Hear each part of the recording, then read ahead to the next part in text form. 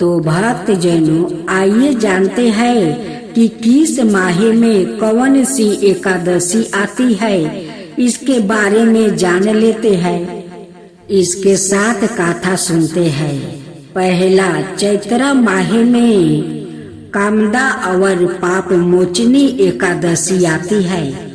कामदा से राक्षस आदि की योनि से छुटकारा मिलता है और यह सबर कार्य सीधे कराती है। तो पाप मोचनी एकादशी व्रत से पाप का नाश होता है और संकटों से मुक्ति मिलती है। दूसरा, बैसाख में बरथुनी और मोहिनी एकादशी आती है। बरथुनी सौभाग्य देने, सब पापों को नष्ट करने और मोक्ष देने वाली है। तो मोहिनी एकादशी विवाह, सुख, समृद्धि और शांति प्रदान कराती है। साथ ही मोह माया के बंधन से मुक्ति कराती है।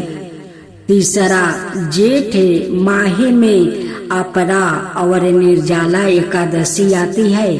अपरा एकादशी व्रत से मनुष्य को अपार सुखों की प्राप्ति होती है और समस्त पापों से मुक्ति मिलती है। और निर्जला का अर्थ निराहार और निर्जला रह कर व्रत करना है। इसके करने से हर प्रकार की मनोरथ सिद्ध होती है। चौथा, आषाढ़ माह में योगिनी और देवसायनी एकादशी आती है। योगिनी एकादशी से समस्त पाप दूर हो जाते हैं और व्यापृत पारिवारिक सुख पाता है। देवसायनी एकादशी का व्रत करने से सीधी प्राप्ति होती है। यह व्रत सभी उपद्रवों को शांत कर सुखी बनाता है। पांचवा, श्रवण माह में कमिका और उत्तराधा एकादशी आती है। कमिका एकादशी का व्रत सभी पापों से मुक्त कर जीवों को कुयोनि को प्राप्ति नहीं होने देता है। उत्तरा एकादशी करने से संतान सुख प्राप्ति होता है। छवा, भाद्रपद में आजा और परिवर्तनी एकादशी आती है। आजा एकादशी से पुत्र पर कोई संकट नहीं आता। दरिद्रता दूर हो जाती है। खोए हुए सब कुछ पुण्य प्राप्ति हो जाता है। परिवर्तनी एकादशी के व्रत से सभी दुख दूर होकर मुक्ति मिलती है। सातवा, आश्विन माह में इंदिरा और पाप कुंसा एकादशी आती है।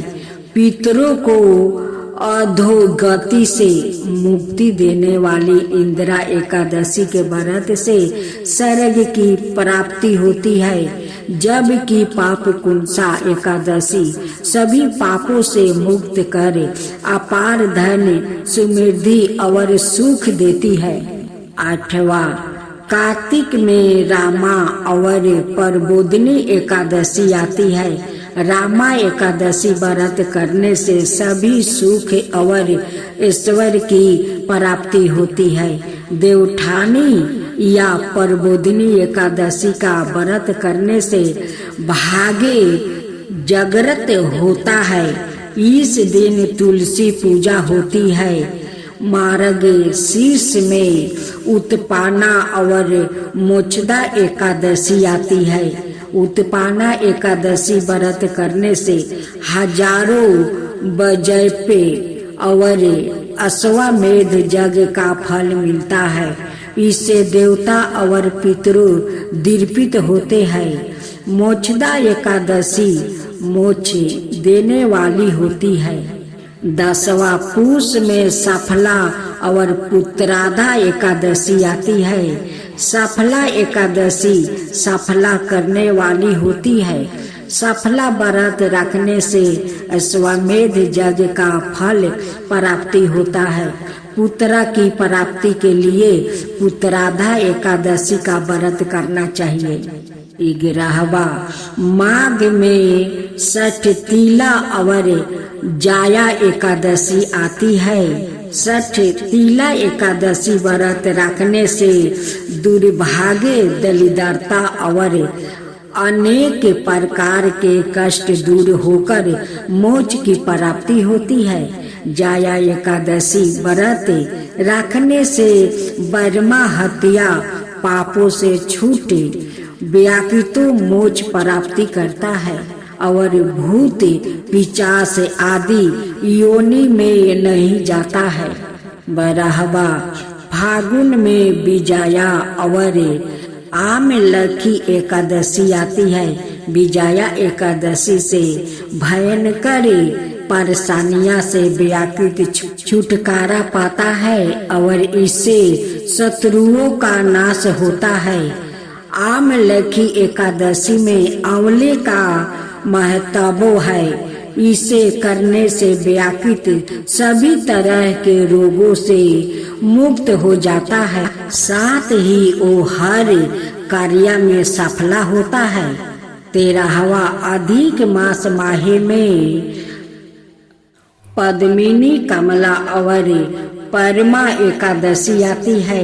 पद्मिनी एकादशी का व्रत सभी तरह की मनोकामनाओं को पूर्ण करता है, साथ ही यह पुत्रा कार्तिक और मोक्ष देने वाला है।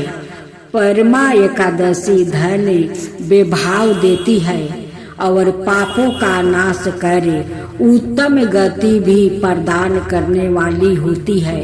आप सुने एकादशी व्रत कथा। एक साल में लगभग 24 एकादशी होती है।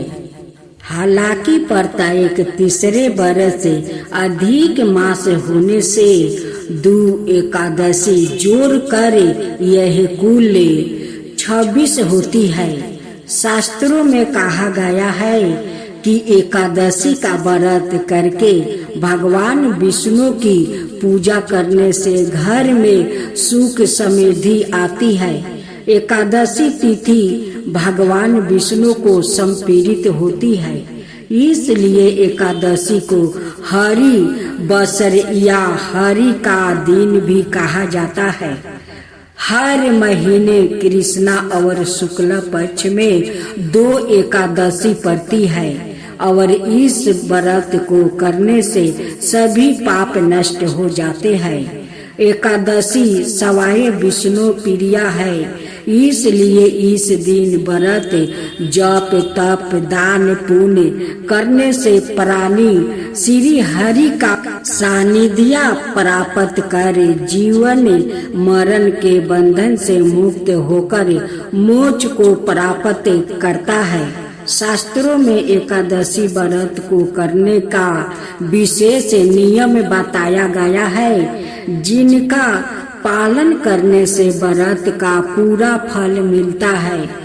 जो लोग किसी कारण से एकादशी व्रत नहीं कर पाते हैं, उन्हें श्री हरि और देवी लक्ष्मी की कृपा पाने के लिए एकादशी के दिन खान पान और व्यवहार में सात्विकता का पालन करना चाहिए। एकादशी के बारे में हमारे शास्त्रों में लिखा गया है, ना विवेक बंधुनों का 10 पर व्रत। इसका अर्थ है एकादशी के व्रत से बढ़कर कोई व्रत नहीं होता है और विवेक के समान कोई बंधु नहीं होता है। माना जाता है कि अगर कोई व्याकृत 5 ज्ञान इंद्रियों को साधन लेता है तो वो प्राणी पवित्र हो जाता है। एकादशी के व्रत के बारे में कहा जाता है कि इस दिन शरीर में पानी कम होना चाहिए। व्रत के दिन शरीर में जितना पानी कम होगा, व्रत करने से उतनी ही आसानी रहेगी। इसके बारे में एक कथा भी है जिसके अनुसार भगवान व्यास ने भीम को निर्जला एकादशी के दिन व्रत करने का सुझाव दिया था। शास्त्रों में लिखा गया है कि देव श्री नारद ने 1000 साल तक निर्जला एकादशी का व्रत करके भगवान नारायण की भक्ति प्राप्ति की थी। इस व्रत को सर्वश्रेष्ठ व्रत बताया जाता है। अब नियम सुने और करें। पहला, एकादशी के दिन क्रोध ना करते हुए मधुर वचन बोलना चाहिए।